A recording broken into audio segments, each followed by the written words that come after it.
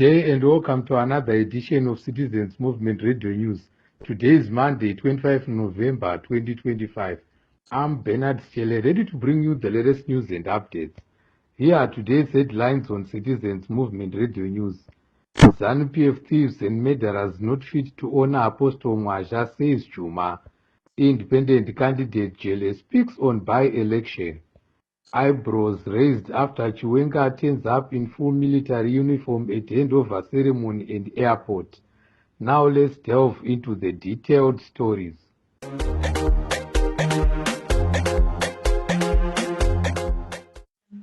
ZANU-PF dictator Emmerson Mnangagwa and his party are not fit to honor the late leader of Apostolic Faith Mission, the Apostle of Africa, Paul Mwasha. This was said by opposition official Stephen Sarkozy Chuma, who said the bestowing of hero status to the late cleric is for Mnangagwa's selfish reasons to hoodwink members of the sect to support his ill-fated 2030 agenda. Chuma said Mnangagwa and ZANU drip with blood of innocent civilians they've killed since independence and are not fit to honor a godly man like Mwasha. Chuma said, Yes, we understand that the ZANU-PF government has granted Paul Mwasha a national hero status. But we know that beyond that conferment, ZANU-PF obviously wants to woo members of Apostolic Faith Mission, the Apostle of Africa, into believing that they really love their departed leader. But clearly we know that ZANU-PF and what Apostle Mwasha stood for is at variance. Apostle Mwasha was somebody who believed in hard work, not corruption. Apostle Mwasha was somebody who preached the gospel of good news and he angered on the Christian tenets that thou shalt not kill. But we know that ZANU-PF is notorious for maiming and killing opposition members, as we have witnessed in the past. We talk of the Kukura era, we talk of the 2008 post-election violence, where ZANU-PF tend to violence as a way, as a means of solving disagreements. This is not what Apostle Paul Mwasha stood for. Unfortunately, it is criminals within the ZANU-PF party that now wants to be at the forefront of mourning and burying this noble son of the soil. But we want to say to the Mwasha family, we commiserate with them, and may the spirits of the late apostle rest in eternal peace. Independent candidate Alderman Rodney Jele has said he's confident of engineering a victory against ZANU-PF and other parties in the upcoming December 20 by-election. Alderman Jele said it is important to make sure that the opposition retains the seat that was left vacant by the late Desire Moyo, who perished in an accident last month. Jele is one of 9 candidates who successfully filed the nomination papers last week at the ZEC nomination court in Bulawayo. Let's hear Jele speaking. Salibonani, kulumane umuhle igama nguRodney Jele. Omunye wabafake amaphepha out of the 9 abafake amaphepha abo successful nomination court. Sifaka amaphepha ukuthi sincintiswane ekhethweni oluzaba khona mhla ka-20 December 2025 ku-by election. Njengoba sikwazi ukuthi lesi isikhundla sibe khona ngenxa yokuswelakala komunye wethu Honorable Desire Moyo ngengozi yemoto. Esikuzamayo njengomphakathi ukuthi sibone ukuthi siya defend i-constituency yethu from ZANU-PF, siya defend i-constituency yethu, siqhubekisele phambili imisebenzi emihle kade senziwa nguDesire Moyo lamanye amalunga eParliament adlulayo abuya before yena. Sibone ukuthi inkulumane iyaqhubekela phambili nge-development, inkulumane iyaqhubekela phambili even in terms of i-representation. Engizama ukuthi ngikwenze ukuthi ngihambe lami eParliament ngiyemela abantu benkulumane endingweni abaziswelayo, ngiyemela abantu benkulumane ekulungiseni imithetho yokuthi abantu benkulumane behlale bekhululekile ungela kubandlulula betholele njalo futhi imisebenzi ikakhulu even kubontanga sizame ukuthi sincedisane labazali ukuthi sibone ukuthi abazali abantwana laba abakhona ezigabeni esithi thina yintsha they shy away from izidakamizwa. So kuqakathekile kakhulu ukuthi inkulumane ibe lomeli oyaziyo inkulumane ohlala phakathi inkulumane okwazi izidingo zabantu benkulumane. Mina njengomuntu ofuna ukumela inkulumane ngifuna ukuyimela inkulumane ngithunywa ngabadala benkulumane ngithunywa ngabazali benkulumane mina ngisiba isithunywa sabo ungabi yimi engifika ngizicabangela into zokukhuluma eParliament. Mina ngikhangelela ukuthi ncedisane labazali kube yibo abantshela ukuthi hayi mntanami silenhlupho silendingeko ezinje sincedisana sibone ukuthi sizilungisa njani lami ngisiyabamela eParliament. Ngiyabonga. In a development that left tongues waging, Vice President Constantino Chiwenga and Sports Minister Anselm Sanyatwe arrived dressed in full army uniforms at the official handover ceremony, where General Philip Valerio Sibanda passed command of the Zimbabwe National Defense Forces to General Emmanuel Matatu at Charles Gumbo Barracks in Harare. After the ceremony, Chiwenga was again seen in the same military attire at Robert Gabriel Mugabe International Airport, where he bid farewell to Mr. Mnangagwa as he departed for a summit in Angola. Analysts and critics have described the move by Chiwenga and Sanyatwe as highly unusual, particularly given that both men are retired from active service. Meanwhile, the discord in ZANU-PF is exhibited by contradictory statements between party spokesperson Christopher Mchangwa and new Central Committee member Kudakwasheta Gwirei shows the party in disarray. This was said by senior opposition official Prince Dubeko Sibanda, who urged citizens to remain focused on defending the constitution despite contradictions within the ruling party. He added that citizens across different political persuasions must unite and resist the so-called 2030 agenda. Let's hear him speaking. Because this is not the first time that we have seen contradictions emerging amongst ZANU-PF during a succession period within their political party. This has happened before. It happened during the Mgagao era when Dabaningistole was overthrown. But it also happened in 2017. And that it is happening now, it is not surprising to students of political history, because we are always aware that when ZANU-PF is facing a succession moment, then it has these contradictions which end up coming out openly. But they do not only end up coming out openly, but they also end in fatalities, with some people being eliminated for the battles to be succeeded.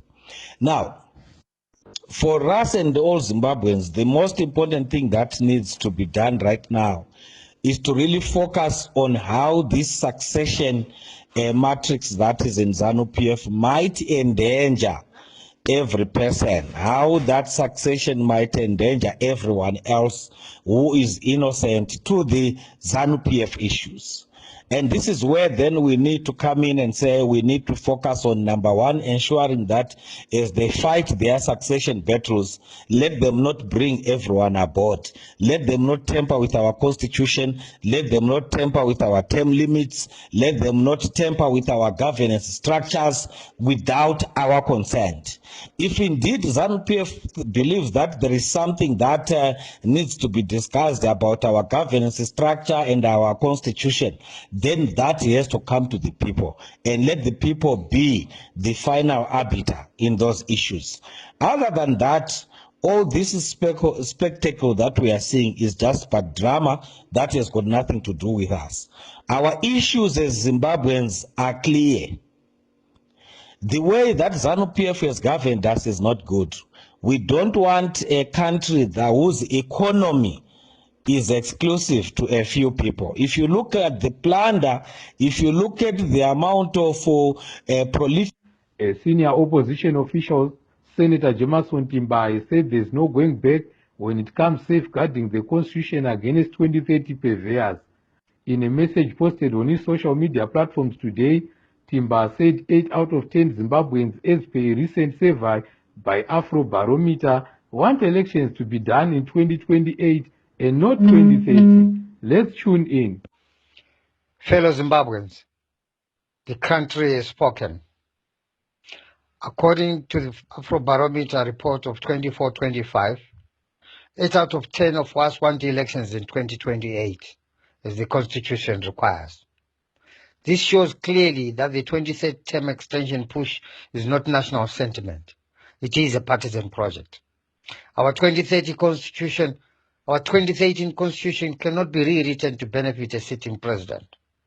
Section 328, subsection 7 of the Constitution makes that clear.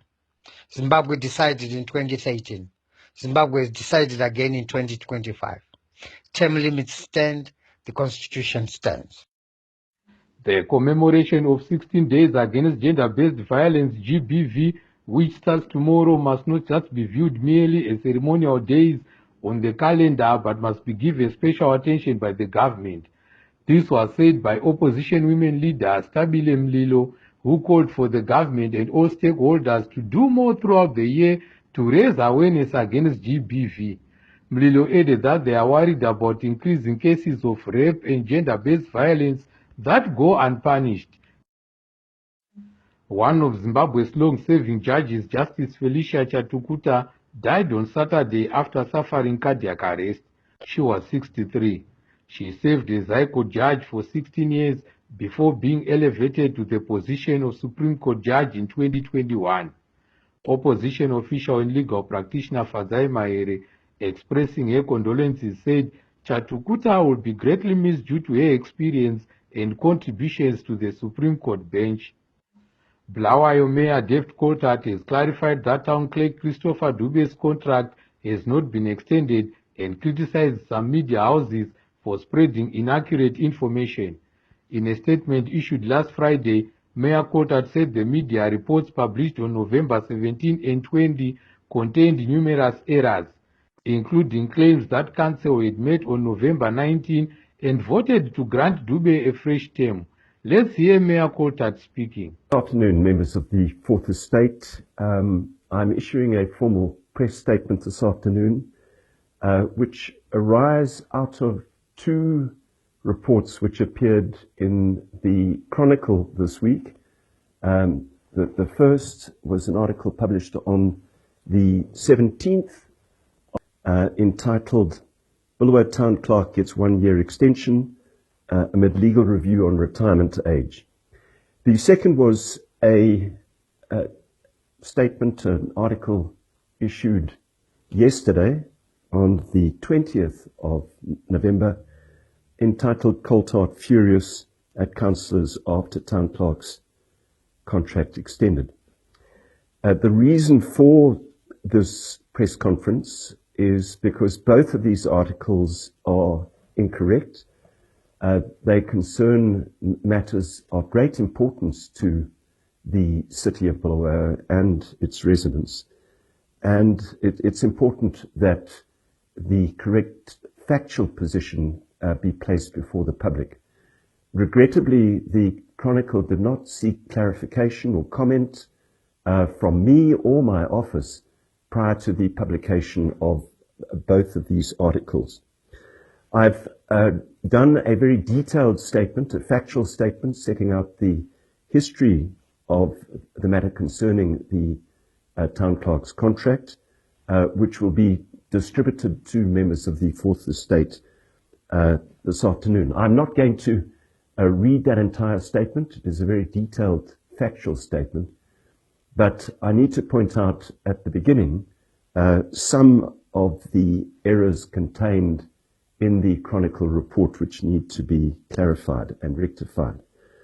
The first is that the report of the 17th of November says that a 1 year contract of extension has been agreed to, and whilst that was proposed, there is no resolution that was ultimately passed as set out in that article. And so that article is fundamentally incorrect to the extent that no resolution has been arrived at in that regard.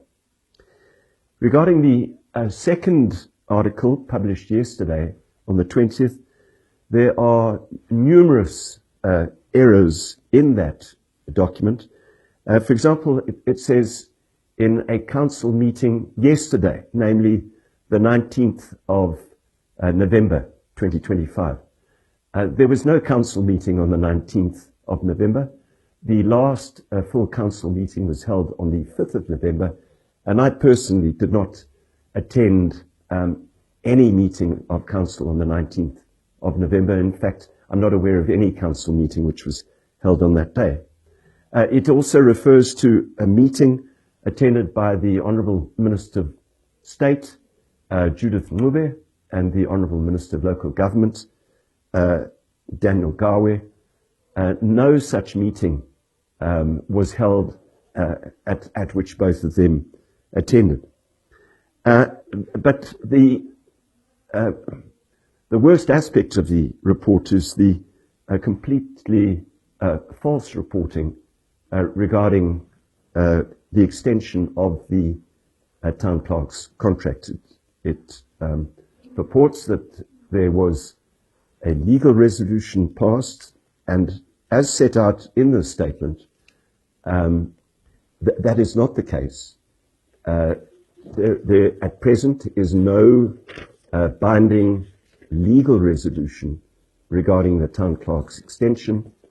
And in fact, what purported to be a legal meeting was in fact in breach of the Bulawayo City Council standing orders. This is clearly set out in the detailed statement I've issued today. I will not be taking questions from the press because I have issued a very detailed statement which I trust will answer all your queries regarding this matter, but most importantly, set out the current factual position concerning this matter. Let me conclude by saying that, speaking on behalf of myself and the General Purposes Committee, which comprises the chairs of all the council committees, we remain committed to finding a lawful and rational resolution to the situation, which we trust will be in the best interests of the citizens of Bulawayo. In fact, it is deeply concerning that this issue is consuming so much time when the city faces so many other challenges, including water shortages, litter, and the creation of a viable economy in the city. I thank you. The former MP for Pilanda Bachabalala, Gift Siziba, has expressed concern of the state of the country's health sector. Siziba said the country's health sector has collapsed due to poor neglect and bad governance by successive ZANU-PF governments. He said the hospitals have now become a deathbed for the majority of citizens who are poor. Corruption poster boy Wicknell Chivayo continues to splash millions of US dollars in gifts. Over the weekend, Chivayo announced that a donation of US $3.5 million to ZANU-PF Women's League, the church, and some schools. So far, Chivayo has spent over US $70 million on donations. Despite being linked to several corruption scandals, the police seem to have no willingness to investigate Chivayo's cases. Back to our story on the Nkulumane by-election. Opposition youth leader and Ward 22 councillor Bruce Mleli Moyo, who is part of the team campaigning for Rodney Njele, says the next legislator for the Nkulumane constituency must provide strong representation and address the local governance issues affecting residents. Let's hear him speaking.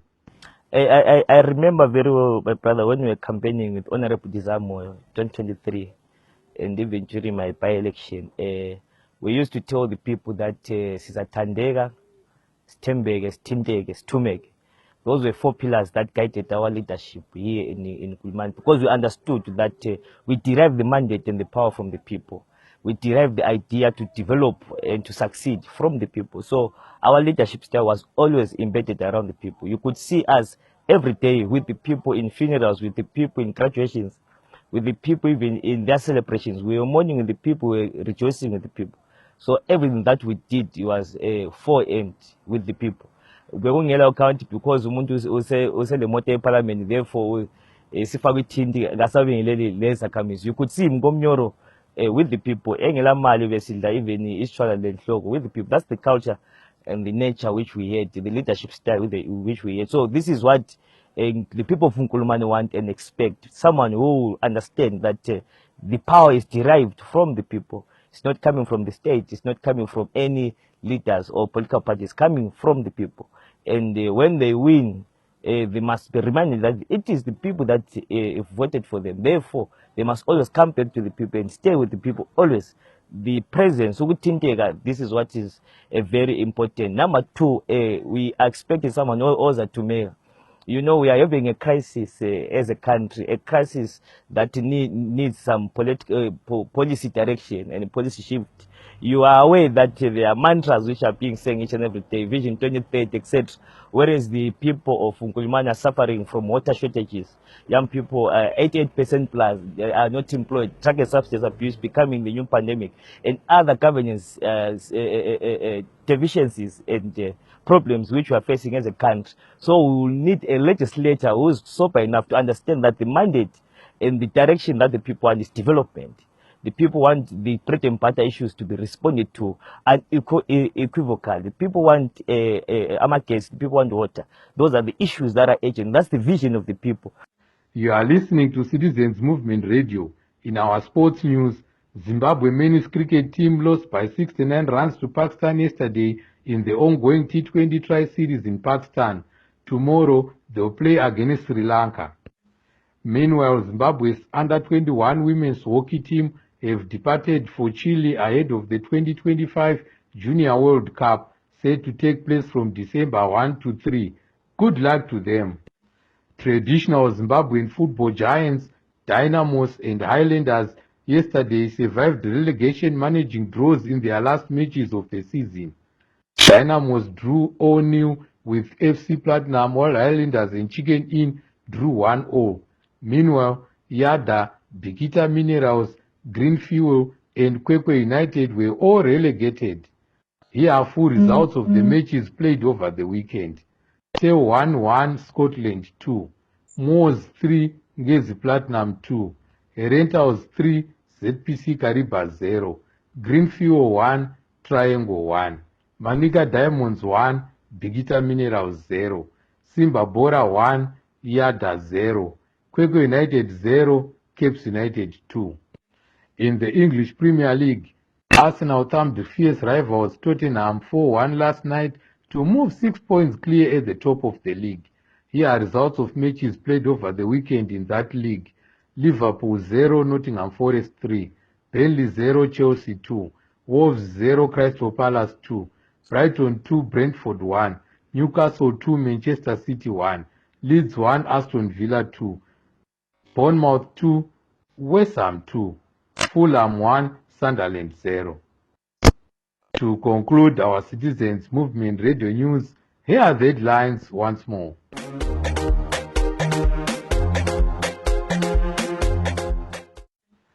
ZANU-PF thieves and murderers not fit to honor Apostle Mwasha, says Juma. Independent candidate JLS speaks on by-election. Eyebrows raised after Chiwenga turns up in full military uniform at handover ceremony at airport. The news of CMR English was brought to you by Bernard Chele. Me and the whole team wishes you all a wonderful evening. Hope you all had a good weekend. Meet me again another news bulletin. Good night to you all.